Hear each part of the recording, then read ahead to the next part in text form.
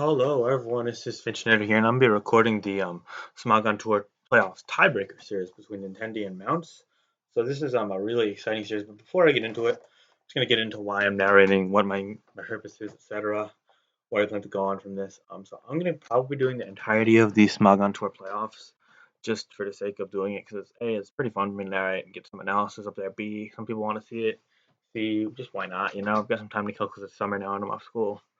So yeah, unless there are any series that are really like terrible, or I just have no motivation to narrate them because it's something that happened in them, or there's some real major conflict of interest, like because I am helping a couple of these dudes. Like if my narrating one series might risk potentially like revealing something before the end of the tournament that or their end of the tournament, then maybe I'll hold off on uploading something or narrating something for a while, or maybe I just want it all depending on like what I feel. But I'm just kind of doing what I want to do. But I'm gonna try and get as much content up there as I can, especially a high level game between good players, because the majority, if not all of the field, are pretty good players. But obviously, you have to be at least competent to make it to the playoffs. So yeah, without further ado, let's get into this. This is Nintendi against Mounts. We've got game one of the set, which could go 2 or 3 games depending on who wins what. It's a best of 3 in Gen 5 OU, Gen 6 OU, and Gen 7 OU, which is Smagon Tour format. So I'm not going to reveal the results, although I'm sure many people have seen this. I'm not going to be posting this in this thread until I get like at least most, if not all, my content up there because I don't feel like showboating for likes or anything. So yeah, we got Nintendi, a Brazilian player who played in the Tigers and SPL, did very well, and or SOU third tournament. I think he got like 7 or 8 wins, which is really impressive for a first year SPLer.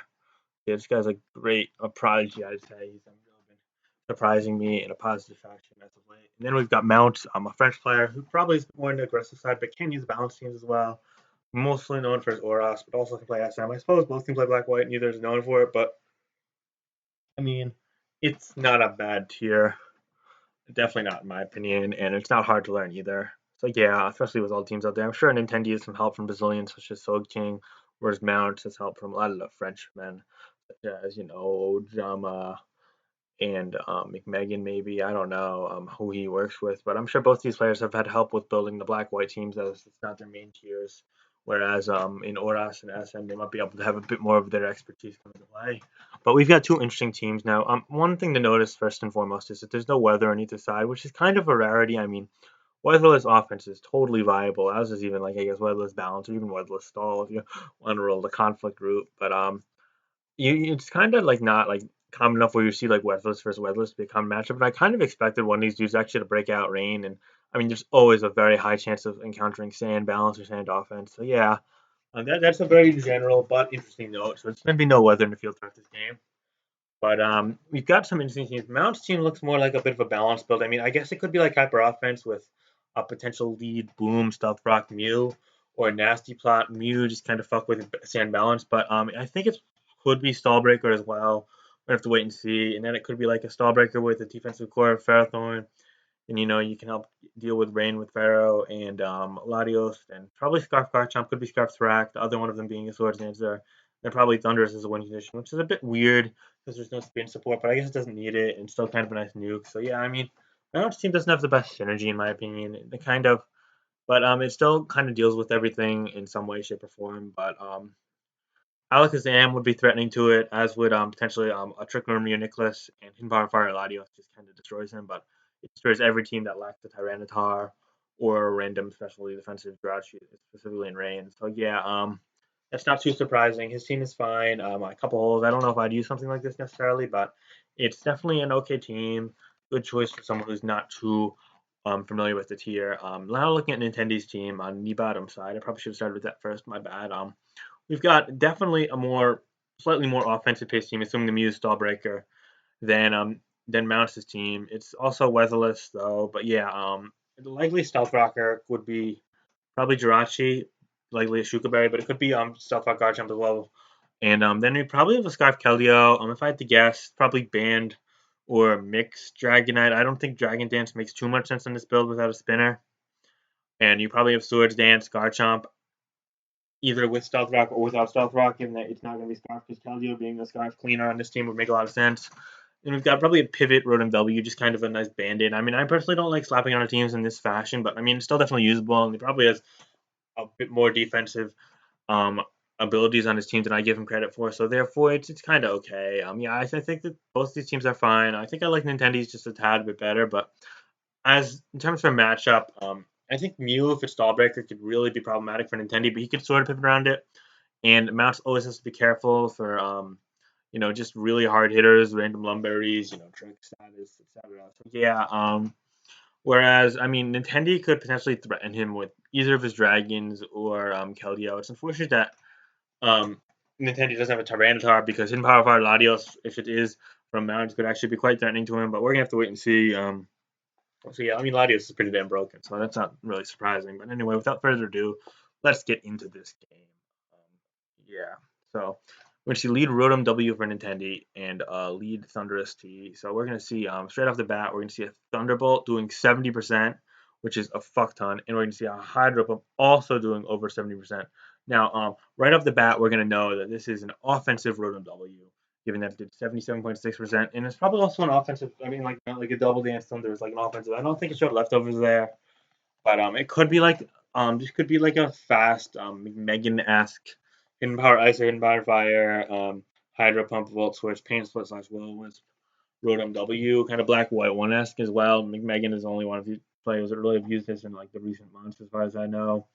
But this is also probably like um, an Ice Gem Thunderous Tea for mounts, if I had to guess, which kind of makes sense as you could lure Latios in and his team might struggle with Power Fire Latios. So yeah, that's definitely of note.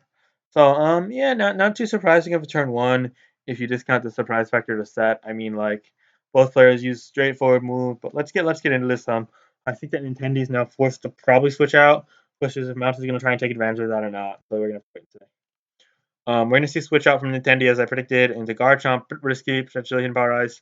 We're Hidden Power Ice into a Yachi Berry, very well done by Mounts. It is Ice. No, it's not Ice Gem. That's why it lived. Yep, there we go. So I'm not really sure what item this is. We're going to see another Hidden Power Ice into a Jirachi. Now we'll probably see Garchomp again. Yeah, I think there was no prediction from Nintendi, but Mounts just didn't really mean to save it. That's fine. Yep, so now we're going to have the Garchomp in, Dragon Claw going to take it out, giving Nintendi a 6-5 lead, but he's taking quite a bit of damage on two Pokemon and a slight bit on another. So it's a pretty fine position for Mounts. And it's now going to be 6-5. Yep, so this just came in and Revenge killed it. Probably indicating that it might be Scarf. Keldeo is an interesting follow-up, but I guess he's kind of going for a hint at a Scarf. We're going to see Sacred Sword, straightforward play into Latios, which is a quote-unquote counter on this point in time. But now we're going to see double switch from Mounts, very nice, and ooh, good play from Nintendi there. So yeah, Nintendi predicted a Latios double switch, which is kind of not something I would predict there. But I think if I'm Mounts, I always stay in there. Just click Draco Meteor unless you're in Power Fire. Then I either Roost or in Power Fire. But I don't know if he specs this or not. If he specs, I just Draco. If you're Life Orb, then I probably Roost, assuming you Life Orb in Power Fire. But I mean, I guess Mounts wanted to get initiative. He probably figured that Nintendi would fodder to the Rotom W. But at the same time, since it's offensive Rotom W, you could have hit Power Fire. So I really disagree with the play from Mounts. But Nintendi kind of saw through it and Sacred Sword there, Secret Sword there, and I guess that worked out for him. But I wouldn't have made that read just because A, the risk versus reward just isn't good enough, and B, you have a Jirachi there. I mean, like, why not? But I mean, hey, it worked out. So good for Nintendi. I guess both these guys have seen something I'm not, or maybe they're just too good. But yeah, that's a very interesting turn there. But well played by Nintendi, nevertheless. He's going to be taking a bit of a lead going into turn 8. Now, we get into the middle stage of the game. I see a switch from Nintendi there, maybe predicting Protect. Instead, we're going to get a double into Latios. Yup, good play by Mounts. Probably going to end up getting the Rotom W's life. And no, we're going to see another switch. I'm really not sure why we're switching. The Latios that potentially threaten the entirety of the team. But now we're going to see a Jirachi. And the Ferrothorn got in safely. So I guess that works out if it's not Hidden Power Fire. However, it is Hidden Power Fire. And he's going to lose the Ferrothorn for pretty much nothing, which is kind of bad in this matchup. Here we're going to see the Trackyard come in, instinct follow up, but I guess he probably faked into Mishuka. Now we're going to see Close Combat doing 24 for multi-scale. It's probably banned. It's definitely banned, yeah. Ooh, Banded Outrage doing 81% to a Stallbreaker Mew, which then outruns it. So it's a speedy Stallbreaker, which is good. It's a good set.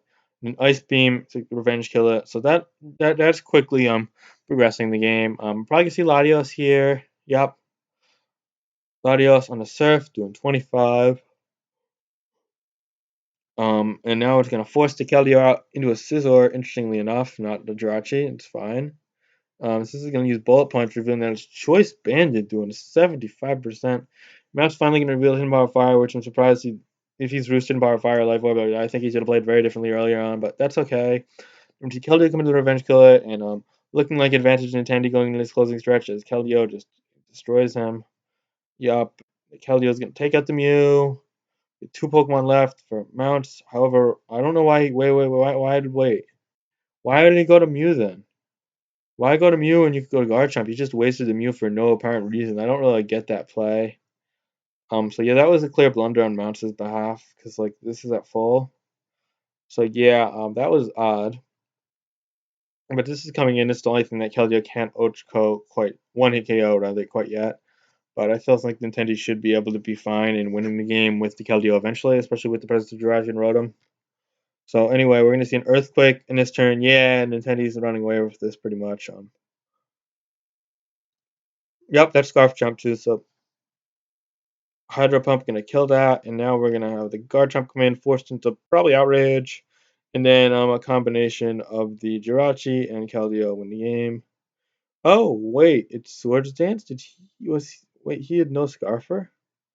The fuck? It's Salic Berry? Might have been okay. Hidden Power Ice. Ooh, Hidden Power Ice Radom. Something you never see. It's gonna miss, but it didn't matter because the Keldeo outspread it anyway. So it's a 3-0 victory for Nintendi. One could argue it should have been a 2-0 victory for Nintendi, but regardless, that gives him game one of the set of potentially three. But if Nintendi wins the next game, which happens to be Oras OU, then it would be a set of two. So we'll have to wait and see that. So let's get right into the Oras game immediately.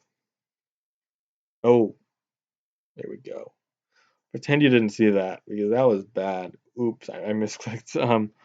Anyway, so we've got 200 teams. I mean, Mounts is generally a bit more of an aggressive player, but Nintendi likes using these sort of balanced teams with like the one or two hard hitters that tend to match up really well with the opponent, and just takes advantage of them, plays them well and pretty aggressively, and it just fucks up everyone. Like, I mean, he uses like shit like Metacham, Weavile, Bantar, Gizzard Y sometimes, I guess, even, just the really like the strong mons that the generation brought or that are good in generation, and he takes advantage and plays them well. And then he's got a defensive backbone to deal with what his opponents to throw at him. So I really like Nintendo's style in this generation. Actually, probably one of my top, 3 to 5 personal favorite OS players to watch. I'm not saying that he is like the goat of the tier. Probably not far off, but yeah, I mean he's really interesting. He's a good young new player. Whereas Mounts, he's a pretty aggressive player as far as I know, but he's also used some balance over the years, and this is kind of a combination as well, I guess, because he's got what likely is a Zard Y, and then he's got Excadrill to threaten the opponent offensively alongside Keldeo. Probably doesn't even need a Scarfer on his team. I'm not sure what it is, but could be Scarflando T and Rockstar. I really think the Keldeo specs in this team just because you need it to break through some stuff. But yeah, we'll have to wait and see. But his team is just kind of a standard balance. You got the Pursuit plus Zard Y, which is Tar. You got the Drill to take advantage of the Tar. You got a defensive core with Lando T, Tangrowth, be it Scarf or Rock Helmet, Lando T. And then you got the Keldeo, which is likely just kind of like, spam, Scald, check, Darks type slot. And then on the Nintendi side, we got Mega Cham plus Bishop, which is a kind of cool offensive core, just kind of wrecks everyone's shit in. So yeah, that's nice. Offensive core, not defensive core. Sorry. Then we've got 4 Pokemon are pretty common defensively, and I guess the latter two offensively to an extent. We got Rotom W, Moongeist, Jirachi, and Lando T. Probably Stealth Rock on the Lando T if I had to guess, but could be Stealth Rock, Jirachi, Stealth Lando T. I don't know. We'll have to wait and see. I mean,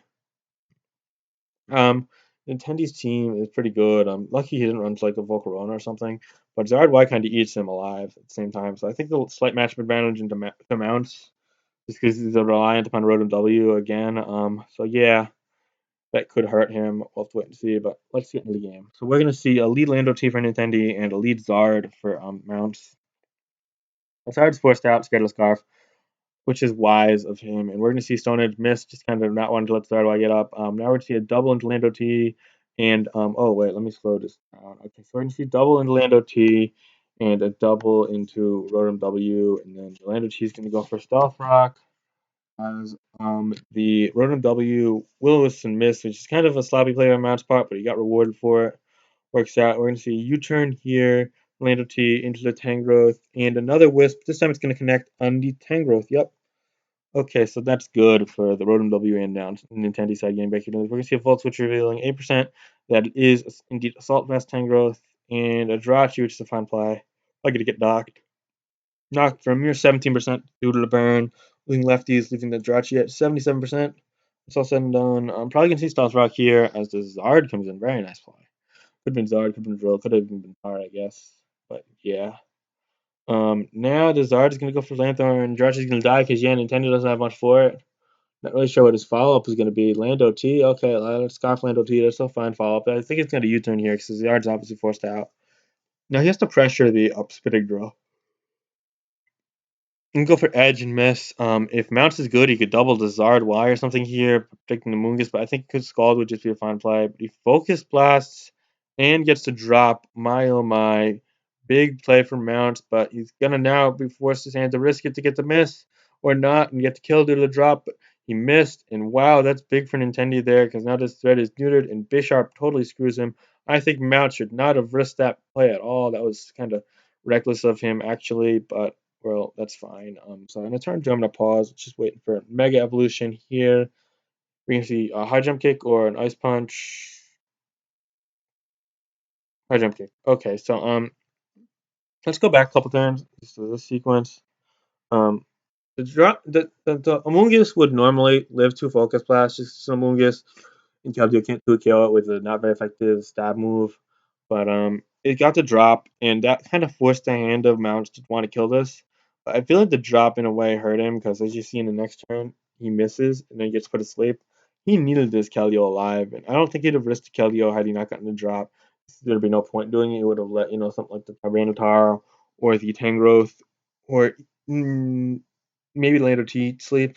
And I just think that that was kind of bad because now Bisharp actually gives like Nintendo a slim ray of hope, whereas Mouse was really in the driver's seat beforehand. He had checks to everything defensively, and he had abilities to break through offensively. See, I feel like that was really bad for Mouse. I feel like he should have not made that play even if he got the drop. B, he got greedy, which kind of is implied by A, and C, he still should have just pretended he didn't get a drop or just not risked it. And, I feel like his odds of winning before were much over 70%, and he kind of ride on 70% there to make it go like really really fucking high. If he killed the Mungus there with Focus Blast, and yeah, he would have won. But like at the same time, like, A, who the fuck hits two? That's like a fucking coin flip. B, got a drop. Who the hell gets a drop? I can't even hit one. So yeah, I mean that's kind of ridiculous there, and I think Mount's kind of he's got greedy. So that's bad. But anyway, let's get back into it. So now, yeah, I mean, we're turn two behind. We're see the Medicham come in on the sleeping Keldeo. That does waste a turn of sleep, which is at least good for trying to check the Bisharp. The sun goes away. And he had a high jump kick into the Lando T. Pardon me, I'm like a second ahead because we already went through this turn. So yeah, mega high jump kick doing a mere 27.0%. This is 27, yeah. Now we're probably going to be seeing a scouting of the Ice Punch. Yup. The question is, he's going to try and get as much chip with Lando T as not. Looks like he is. We're down to 49% with Lando T, however. 27% after the high jump kick. However, you do have another high jump kick, but not after rocks. He likes to stay in, and then he just gets what's in front of him, ice punches. So yeah, his Medicham just took 55% from Stealth Rock and Recoil. Then we see an Iron Head from a Scarf. Wait. Oh, wait, why is it leftovers but quicker? What? Whoa, wait. Let me see here. So I guess he calculated the damage at a high jump kick and the ice punches and knew, okay, this Medicham is adamant, and I'm a jolly rapid spin leftovers Excadrill with Sand Rush. And that is why I outspeed you and I could kill you with my Iron Head. Despite the sand not being up, which kind of is odd because like why are you leftovers? I feel like Balloon or Life Orb or Assault Vest are ideal in this. But I guess he thinks otherwise. Leftovers is just a trick there. Nice for neutering Stealth Rocket potentially spike damage as well as the balloon does the ladder and helps cover things like this Lando T here with Earthquake. But hey, now he's probably forced out of here in the Tyranitar. Okay, I guess that's a nice fodder. You get stand up and you get spin. Right? He likes to go Zard Y and save the spin for later on, which I suppose is fine, although I think that, yeah, you don't want to just go right off the bat for that. It's the chance that he gets predicted. Roost here, fine play. He can afford to Solar Beam now because he's not in Sucker Punch range. He's probably going to Solar Beam, but Amogus comes in. We see Solar Beam doing a mere 10%. Amogus now at 74% of leftovers in South Rock. Now we're seeing another private, probably Rodent Dobby on the Flamethrower. Yep, but that is 42%, and another one's going to quick KO it. So yeah, that's good for Mounts, as he's going to be up 4-3 now. Lando T-Scarf is going to come in here. I'm predicting U-turn here for once. He's not going to keep Stone Edging into it. The play is Earthquake. Wow. Very nicely done by Nintendi getting the X-Drill. Well predicted, well played. However, Desardwa is going to come in and haunt him once again. Now, we're probably going to Roost here. Roost to play? Roost is indeed the play, and now he's going to just Flamethrower to kill the Amogus. Flamethrower does kill something every time he gets an attack off in the sun.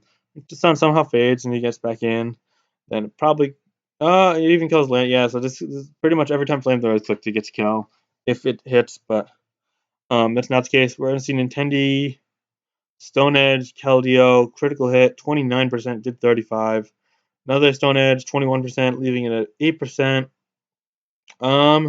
Stone Edge connects here. Oh no. Oh, well. It's going to be very close ending now with the Bisharp. Potentially a chance to sweep. Depends on the item, set, etc. I assume it's probably Swords Dance, Sucker Punch, knock off Iron Head. So it's going to have to Sucker Punch here. Yup. Okay. No Life Orb. That's kind of big. Could be Black Glasses. Bit of a 50-50 here. Could he Swords Dance? Will he Swords Dance? He Sucker Punch into attack. Wow. Okay. That's a big 50-50 win for Nintendi. Now it looks like he could win this game. However, I don't know if he's gonna be able to kill the Tangrowth after yeah, because Hidden Power Fire, definitely two KOs there. He was that, not Hidden Power Ice. That's big. I mean, Hidden Power Fire is way more common because it's Mega Scissor. Knockoff is not going to be able to kill the Tangrowth. Wow, 2% live after the knockoff damage, knocking off the Assault Vest. That's impressive. I don't know what the roll was. I assume it had more than a 30% chance to kill, which justifies using it over Iron Head to flinch for the win. So yeah, well done by Nintendi to come back in that one after a pretty atrocious match against RY. Although you gotta give Mont some props for playing a pretty straightforward game. Even if I don't agree with him sweeping the Keldeo, he kind of set himself up for losing that in-game situation there. I'd be just sleeping it. However, he held on and he built a very good team for his opponent. It definitely worked out. So good job all around. That was a really nail biting game, I must say so myself. So that evens the step at 1-1. It's two really good Week players. So that was enjoyable, I must say. Now let's go to game three, which I kind of accidentally showed before, and we're gonna see Mount using a very weird, questionable team. I mean, two things that really strike me as kind of questionable right now is like usually I'm fine with like using Lando T or even like I guess old Scarf Garchomp on a team with Bulu, Spike Grass Train, but using both of them kind of clashes a bit too much for my liking. But I think it's fine if you can manage it, especially if it's like Rocky on the Lando T. But if they're both offensive, then I just kind of think that it's not worthwhile. And then he's got which this one really annoys me. If that's Zard X and not Zard Y, then you're using two dragon types that are physically offensive plus Tapu Fini, which has the Misty Terrain. So I really I think his team clashes a lot and a bit too much for my liking. I wasn't really happy with this team. It's also kind of weak to a couple things. Tapu Koko, for example, can be problematic, but probably because of Zardax. So at least that sort of pseudo checks it, and potentially Assaultless Magierna. I know it's definitely offensive blue though. So yeah, I mean, not a long term check in that, but it's just fine. Otherwise, I mean, assuming it's Assaultless Magierna, it's not weak to much, too much. Then we've got Nintendo using a bit of a cool team. I mean, Mantine's sort of on the upward trend lately because Greninja's so damn good, among other things, etc. And also, Volcarona is a fucking bitch and a half. So yeah, nice metagame check there. We got Mew, which is a nice Pokemon. Good to bring it out, especially when you're not facing a Mega Sableye. So yeah, should do well here, barring the Charizard. And we got Coco, Ferrothorn, an opposing Zard. He has a lot of Zards in this series. It's pretty cool. And then we got Orlando T. So yeah, could be seeing a second Zard win this series. Could be seeing a first Zard dice. I mean, there have been 3 Zards in the 4 teams in ORS and SMs. That might be a testament to Zard on the rise or something. I don't know. Yeah, just something cool to note. But anyway, let's get into this game. Expecting probably just Lando T leads, but could be off. Charizard into Lando T's. We got 1 out of 2. Not bad. Zard kind of probably threatens to non-Scoff Lando T. Scoff Lando T is kind of bad in this gen, so yeah. We're gonna see Hidden Power Ice and living at 1. It's not. I don't think it's Sash. Not just lives at 1. Okay, I mean that's a risky play by Mounts there. I guess he predicted Nintendo to break Scarf and be scared, but yeah, you got to stealth back up. Then Nintendo overpredicts, switches out to Ferrothorn, like they're predicting him to go to guard Finny or Magirna. I don't know. You want to? I don't agree with the Ferrothorn. I think you just stay in there and attack. But anyway, what in the world is going on? So on turn 2, he Swords Dance on the switch, which I disagree with. Then turn 3, instead of Earthquaking, he Hidden Power Ice with Landorus. When you've got basically dead Pokemon, you just want to do as much damage as you can, and Nintendo gets Stealth Rock up. So both of them overpredicted. Also turn, and Ferrothorn just protects on the Earthquake. Good play by Nintendo to get back up to full. Why not? You're not going to Swords Dance. It's not Rock Polish. Given that it's and then only does 60% with +2 Earthquake. Of course, Leech Seed misses, which is really unfortunate for Nintendo there. Charge is going to protect. No, he just switches out. Is he going to catch Tinohar Ice? Nope. Earthquake. Mounts can't pull the trigger. I think that was a pretty obvious trigger pull there. He already got damage in the first one anyway, but I mean, hey, to each his own. He reveals that he's actually Swords Dance, Earthquake, Hidden Power Ice, Rocky Helmet, Lander T, which is a pretty cool set, I guess. Nicely done by Mount, but I think he probably both the players could have played that a bit differently. But now we're going to see Coco and a Garchomp to Revenge Kill, likely indicating that Scarf Garchomp. But I mean, I guess you can't really scout. You got to scout either way. We're going to see Earthquake here. Again, Nintendi getting the Lando T in on the ground type attack. Giant's going to Bulu come in here. Bulu's going to get you turned on, set up Grassy Terrain, probably bring it back up to a bit under 60%. Sun's going to be up as the Zarbai comes in. However, it takes 50% for Stealth Rock. Likely going to see a Hidden Power Ice here. Are we going to see Hidden Power Ice here? Nope. Fire Blast. However, that does 54%. I think Hidden Power Ice would have been a bit better because it was the most obvious Garchomp ever, but at the same time, it's hard to pull that trigger because I guess Bulu does live that. So that's fine. We're going to see a weak-ass Earthquake there, and the Grassy Terrain only doing 17%. My oh my, that is nothing, and that's why his team flashes like shit. Again, it's a follow-up on a Power Whip that did 26%. Oh, because Grassy Terrain, that's why I was like, wait, is this offensive Ferrothorn? No, this is not offensive Ferrothorn. We're going to see Protect on Hidden Power Fire, revealing that in all likelihood it is an Assault Vest, Hidden Power Fire, Volt Switch, Flash Cannon, Flare Cannon. Magirna, now we're going to see you come in. Yup, expectedly it should be checking anything. Hidden Power Fire, doing a mere 19%. He's going to be at 76 to level. He's going to Roost predicting a Flare Cannon. However, going to get Volt switched on. Fine, it's just 25.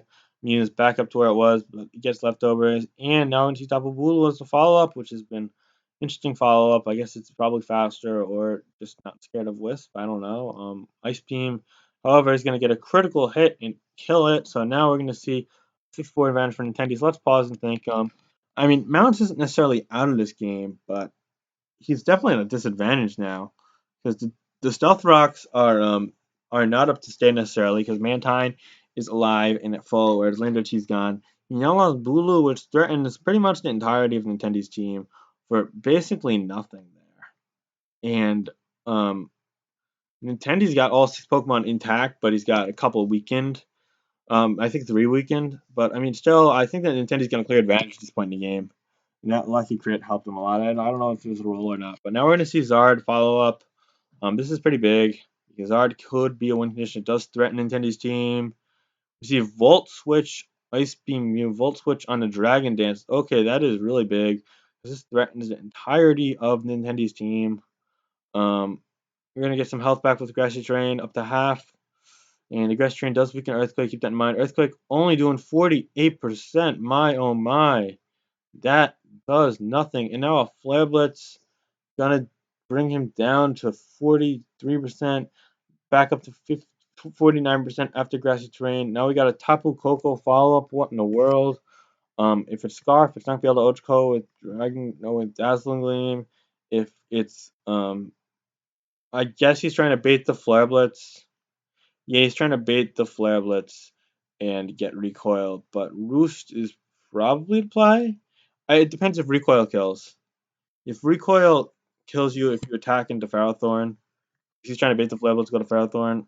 If recoil kills you, then you gotta Roost. But I don't know how much Z Dazzling Gleam does. Because that's probably the play. And if it's Scarf, then you just Roost. Yeah, okay. So I think Roost is the play. And Nintendi probably needs a crit, but at the same time, he's gonna force his opponent to Flare Blitz after a while with Dazzling Gleam doing damage, assuming he has it. Because I just think that the way he brought it in, he has to have it, because otherwise he's kind of fucked by Zardax. Although a lot of people are fucked by Zardax at this point in time. But anyway, yeah, so this is kind of a really awkward situation for Nintendi, but Mount has to manage his Zard's health really well, otherwise he's gonna lose. Because if this goes down, then he loses. Um, I mean, yeah, Mew's healthy enough to check the chomp, and then yeah, he can't break me after this. What's he Roost? Z Dazzling Gleam likely Twinkle Tackle. Yup. A critical hit. Wow, that's big for Nintendi because that doesn't even mean he has to fire or something. So wow, okay, that's huge. So fuck. I just okay. Wait. Fuck, I'm so bad at this. I apologize 10 times over. I'm so bad. Fuck. Okay, wait. Yup. On this turn, I'll pause it right there. Wait, let me go next turn. Yep, okay. Mounts in the chat then says, I don't know what to say. It's been disappointing to lose like that. It's so disappointing to lose like that. Good game. I mean, I do feel bad, but I don't know if he necessarily 100% won due to the recoil. Because he has to flail blitz not only this, but also Ferrothorn. And I mean, I guess you could just keep roosting, but technically, at least doing like 40 or so. I mean, you're going to have to take recoil. I guess he kind of was a prediction game, which could have favored Mounts maybe if he got like roosted in the turn, he went to Ferrothorn or something. But yeah, I mean, it's hard to say this is 100% over either way. I guess it could have favored Mounts. I don't know, but at the same time, I mean, in Oras, I think Nintendo just played a bit better. I don't want to go over the whole series yet, but I think Nintendo played like a bit better. And Mounts kind of made some mistakes. I mean, if a Stone Edge hit, which you kind of got to hit a bunch of Stone Edges there, and I guess one crit, but I don't think that mattered much against Kelia, or if you got a damage roll or a flinch if the damage rolls differently. I mean, because it was over a 30% chance, otherwise he would have went Fire and hit then. So I feel like the odds in Oras just kind of make it these odds. I mean, overall in the series, I mean, it's not a clean game. It's Pokemon, and it's kind of hard to really complain. I feel like this has been close, but I feel like both players have played fairly well, prepared definitely well. I've been kind of fan of these teams besides this SM team of Mount. So yeah, I mean, it's really unfortunate that it had to end with hacks. I wonder how it would have went without it, but without further ado, the game's pretty much going to end here. I mean, there's no way for Mounts to win, but that's unfortunate. The critical hit. Mew's just gonna kind of win. I mean, yeah, Flash Cannon gonna get a drop. She's gonna Volt Switch out. This is gonna get the Defago off as the Mantine dies. Now Mew's just gonna wall everything to shit. In conjunction with Sard Y. Yup. Game. Yeah, Mount says yeah. Frowny face, frowny face, frowny face. And Nintendo's a good game. So Nintendo's going to win the series 2-1, which is kind of expected. I think he was probably predicted a bit more than Mounts to win, just because his SPL success compared to Mounts is not really any SPL. I don't think he got picked. I don't know. I don't remember. I'm sure he's been around, but I don't think he really broke out like Nintendo did. But he's definitely a good player. Both of these good players. So yeah, for a tiebreak series, really close. Good plays all around. Interesting games, especially the Oras game was very good. I enjoyed that, even though I'm someone that really isn't very fond of Oras. But yeah, good series. Nintendo's going to take this 2-1. He's going to be on to play ABR, the 1 seed, as the now 16 seed in the playoffs. Yeah, that'll be interesting. And good games. I hope everyone that listened to this enjoyed. And this is Finchinator saying goodbye.